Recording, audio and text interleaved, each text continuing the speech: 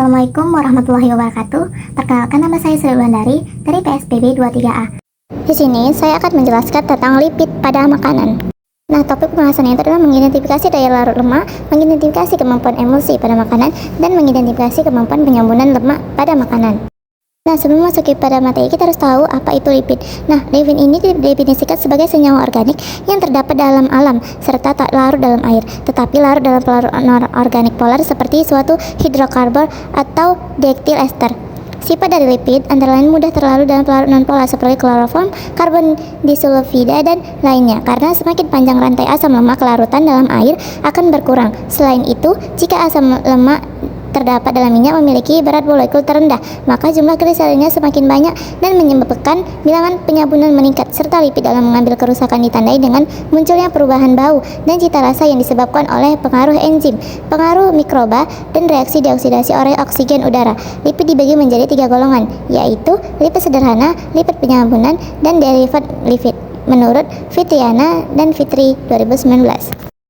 Nah, menurut teori uji kelarutan lipid, uji ini terdiri atas analisis kelarutan lipid maupun derivat lipid terhadap berbagai macam pelarut. Dalam uji ini, kelarutan lipid ditentukan oleh sifat kepolaran pelarut.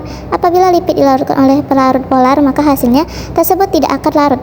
Hal tersebut karena memiliki sifat non-polar hingga hanya akan larut pada pelarut yang sama-sama non-polar.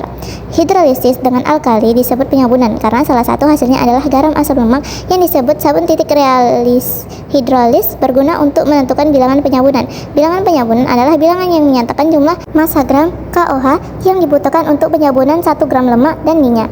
Besar kecilnya bilangan penyambunan tergantung pada panjang atau pendeknya rantai karbon asam lemak, atau dapat juga dikatakan bahwa besarnya bilangan penyambunan tergantung pada massa molekul lemak tersebut. Sedangkan emulsi adalah suatu sistem yang tidak stabil atau di dalam termodinamika dengan kandungan dua fase cair yang berbeda atau tidak tercampur satu sama lain. Kestabilan ini mampu diatasi dengan suatu zat emulsi Whisper. Zat ini mampu menyatukan dua zat yang tidak bercampur. Terdapat beberapa jenis emulsi, mulai dari sederhana hingga bersifat kompleks. Sistem emulsi minyak di dalam air adalah sistem emulsi dalam air sebagai fase diferensi dan minyak sebagai pendisperensi.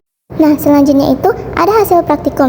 Yang pertama itu pada uji daya kelarutan lemak dengan sampel minyak makan, mentega, minyak sayur bekas, alpukat, lemak ayam, lemak sapi, lemak ayam merah, dan lemak ikan lele. Nah, di situ bisa dilihat perubahan apa yang terjadi sebelum dan sesudah dengan ada keterangannya.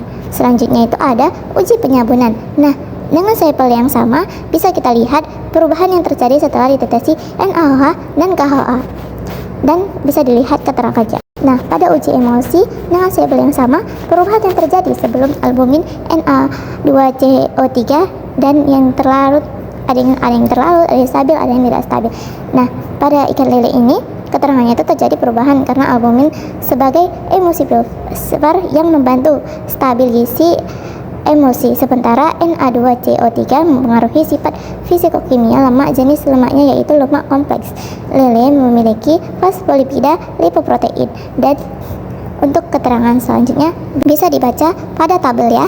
Nah, selanjutnya itu adalah pembahasan secara praktikum. Seperti tabel hasil yang di slide sebelumnya, uji kelarutan ini menunjukkan bahwa sampel kompleks seperti mentega, minyak makan, minyak sayur, lemak sapi, lemak ayam, dan lemak ikan lele memiliki residu yang tidak larut dalam pelarut. Sedangkan alpukat sebagai lemak sederhana tidak meninggalkan residu. Pada sampel uji emulsi yang awalnya tidak terlarut tetapi stabil dengan albumin encer dan Na2CO3 termasuk lemak kompleks seperti minyak makan dan lemak ayam. Jika awalnya terlarut tetapi menjadi tidak stabil setelah penambahan Na2CO3 termasuk lemak kompleks seperti lemak ikan lele. Sementara itu, sampel yang sudah terlarut sejak awal dan tetap tidak stabil setelah ditambahkan albumin encer serta Na2CO3 merupakan lemak sederhana seperti alpukat. Jika awalnya terlarut stabil dengan albumin encer tetapi tidak stabil dengan Na2CO3 dan mengalami perubahan, maka termasuk lemak kompleks seperti lemak sapi.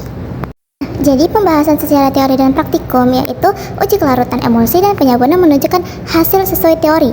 Lemak kompleks meninggalkan residu karena bersifat non-polar, sementara alpukat sebagai lemak sederhana tidak. Emulsi yang tidak stabil dapat distabilkan oleh zat emulsi Whisper seperti albumin encer dan Na2CO3, membantu identifikasi jenis lemak. Pada uji penyambunan, sebagian besar sampel mengalami hidrolisis kecuali lemak ikan lele dan alpukat yang tidak memiliki atau tidak meninggalkan residu. Nah, kesimpulannya adalah uji penyambunan menunjukkan bahwa semua sampel kecuali pada ikan lele dan alpukat, mengalami hidrolisis lengkap dengan adanya residu. Sementara lemak ikan lele dan alpukat tidak terhidrolisis sempurna karena tidak meninggalkan residu. Sekian materi yang bisa saya sampaikan, semoga bermanfaat untuk teman-teman. Terima kasih.